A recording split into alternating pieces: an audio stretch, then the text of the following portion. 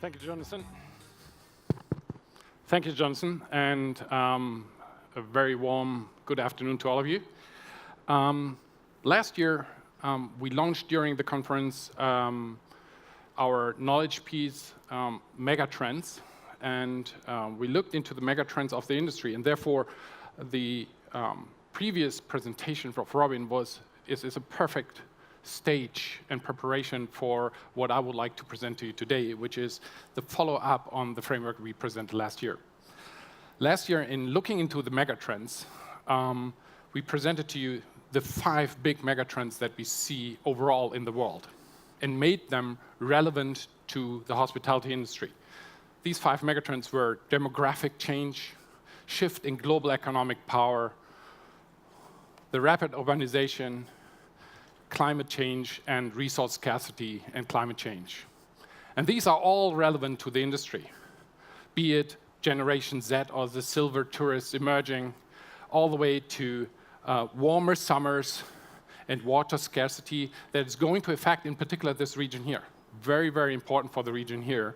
And now we looked a little deeper into what are these megatrends taking out as challenges for the industries, for the countries, and for entire sectors. And with that, I come to the follow-up framework we have developed on this one, which we call ADAPT. ADAPT is asymmetry, disruption, age, digitization, and trust. And again, I'll show you what that means for the overall industry as well as for the hospitality industry in particular. Asymmetry is increasing disparity, which we see all over the world in industries as well as in sectors, in countries. Disruption. The disruption is, I think, at the center of each and every business. There are business models coming up disrupting the common industries, and hospitality is at the middle of that, as you're going to see in a minute. Demographic change, age, was already in the megatrends, and the pressure that these age changes, these demographic changes will put on the industry are massive. Populism. After a period of long-standing conversations, compromises, and so we see increasing populism and nationalism around the world emerging. And last but not least, trust. Trust in government authorities, in companies, in technology, in everything we literally see around. These are not like independent. These trends, these challenges, the ADAPT challenges work together and have certain implications, in particular on the Middle East, which are shown here. GCC countries can no longer rely on a single source of income, and we had several talks in relation to this one. Diversification is something they need to focus on.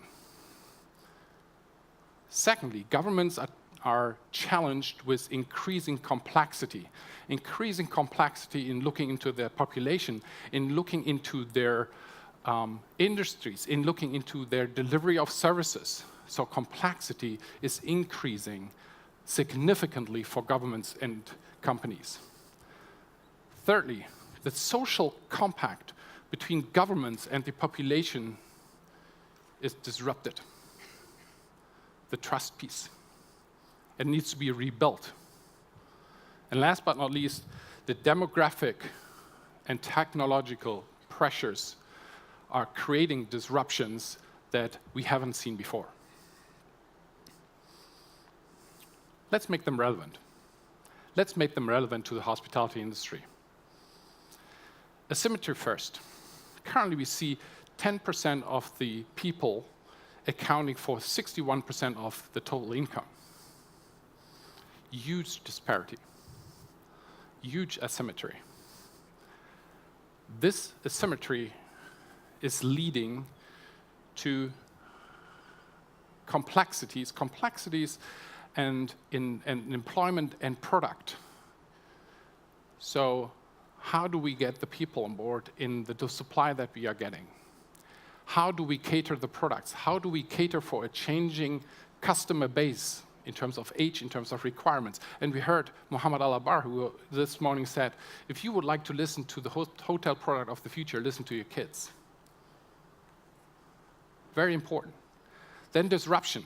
And disruption is pretty clear. It's technology, one, and secondly, the age distribution, two, and thirdly, climate change and resource scarcity.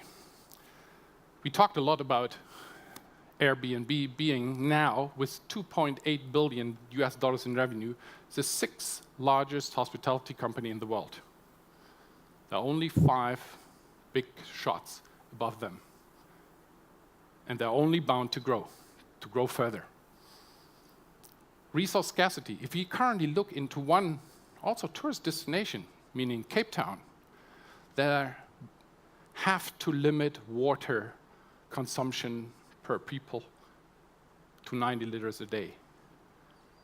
And this is going to impact significantly the tourist flow into the country. So that's asymmetry and disruption. Let's turn to age. If you look into age populations, you're going to have on one side Nigeria in 2050 with a population, an average age of 22, versus Japan, 53. In the middle, you have Saudi with 40, coming from 30 this year. So there are huge shifts in the population pyramids coming up that is going to challenge the hospitality industry. Also, cultural shifts. Age is also like cultural shifts. With the opening of the visa on arrival for Chinese tourists, Dubai saw a 41% increase in Chinese tourists. 41%. And it's increasing further. Populism. In a region where we have actually 37 or 89% of people living in the country being expats, and that is for Saudi and the UAE, it's a significant challenge. It's a significant challenge for the governments to cater for these different cultures, to make sure that the hospitality industry is actually accommodating this diversity. Last but not least, trust.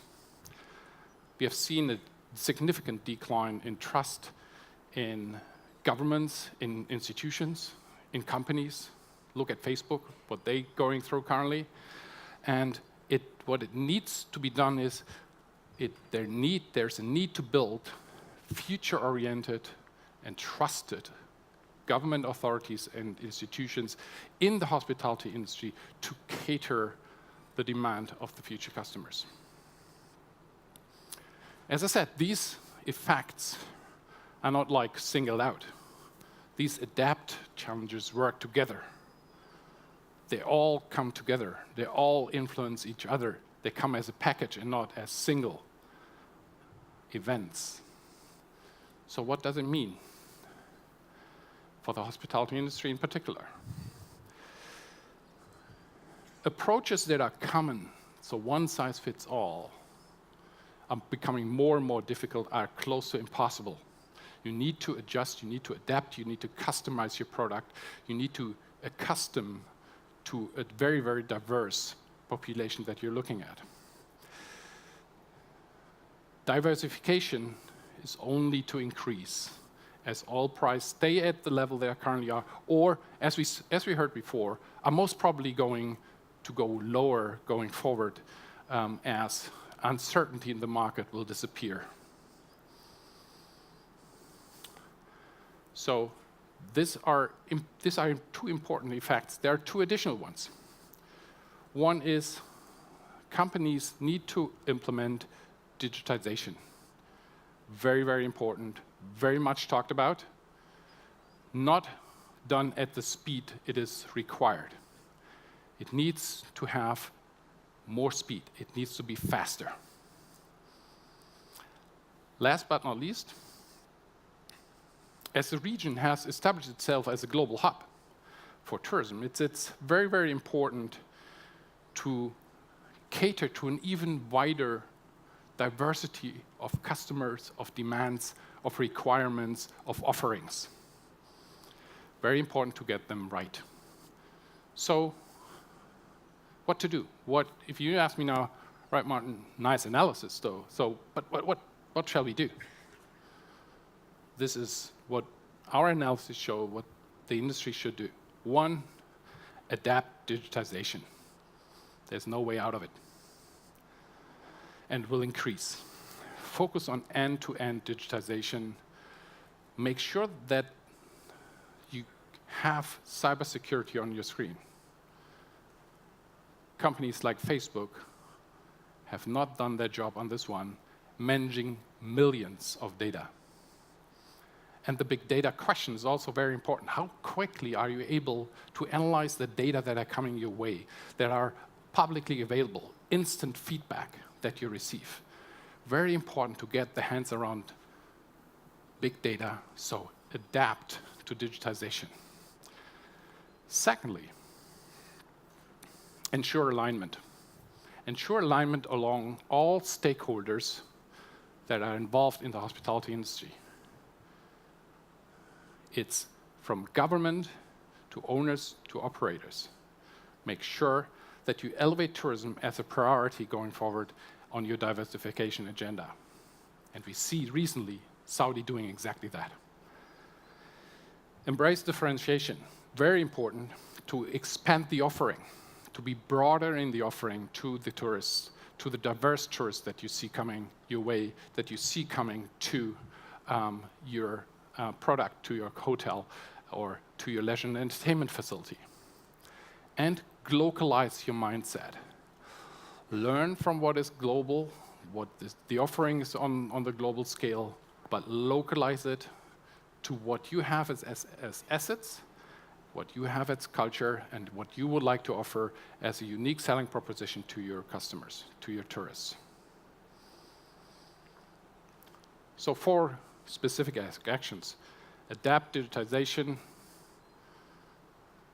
ensure alignment, embrace differentiation, and localize your mindset. What does it mean for the countries? 2 examples. Saudi Arabia. Saudi Arabia has created the Vision 2030, a huge vision, a great vision. And it's today, it's exactly today that the first cinema is going to open in Riyadh after 35 years with no cinema in the country. And there are more to come. This is only the start. There are planned 300 cinemas by 2030. There are theme parks under development. The leisure and entertainment, the tourism industry is bound to grow, not only religious tourism, but leisure tourism as well. There's a lot to do in terms of regulations, but there's a huge opportunity. And what needs to be done there is obviously also localize the mindset. Use what you have as assets in Saudi Arabia. Use heritage, use culture that you have to attract leisure tourism into the country. But there's also the challenge that there is currently, except the vision that is there, it needs to be drilled down into the authorities, into the organizations to achieve alignment, ensure alignment across all shareholders in reference to that vision and the implementation thereof. Very important to be done.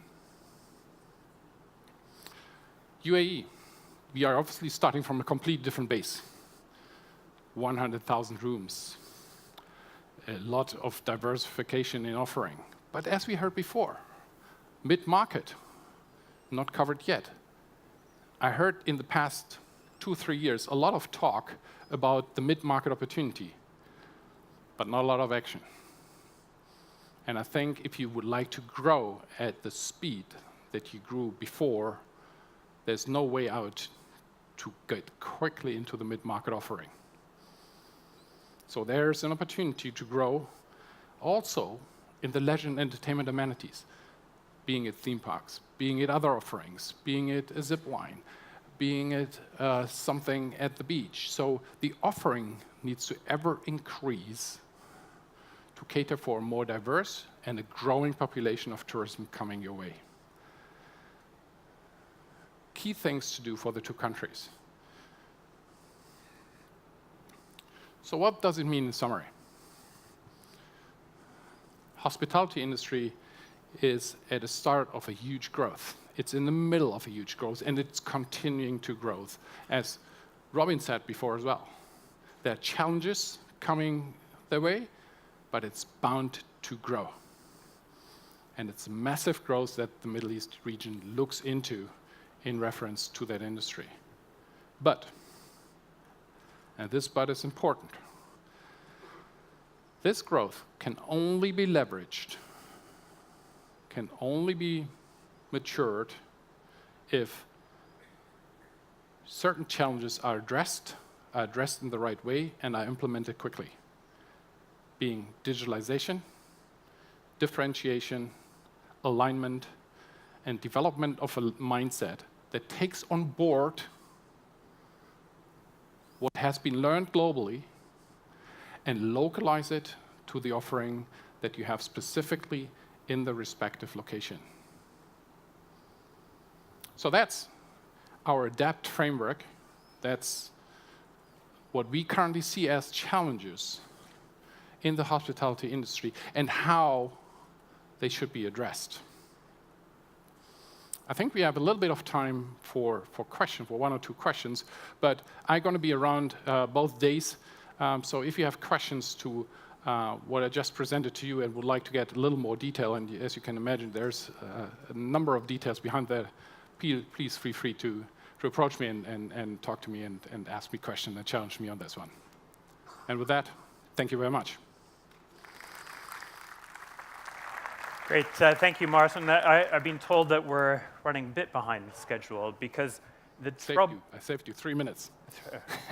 Don't believe in that.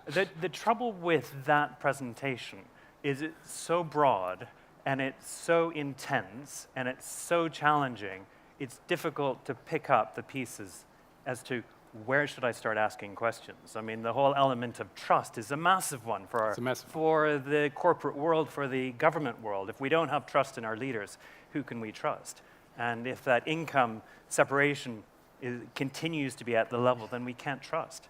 I think the environmental disruption is massive. I mean, Jeremy Rifkin, in his video and his books that he's put out, is extraordinary, what he talks about digitalization, but also about the environment, and he looks at 30 years. Massive. They are massive changes, absolutely right. And the thing is, they're not coming as a single event. They're all coming together and need to be addressed at the same time. And that makes it very, very complex for government all the way to companies to address them, to deal with them, to cater for them for a long-term future. Very important. We could go on and on. We can. Thank you so much, Martin. Thank you. Show your appreciation to Martin Berlin.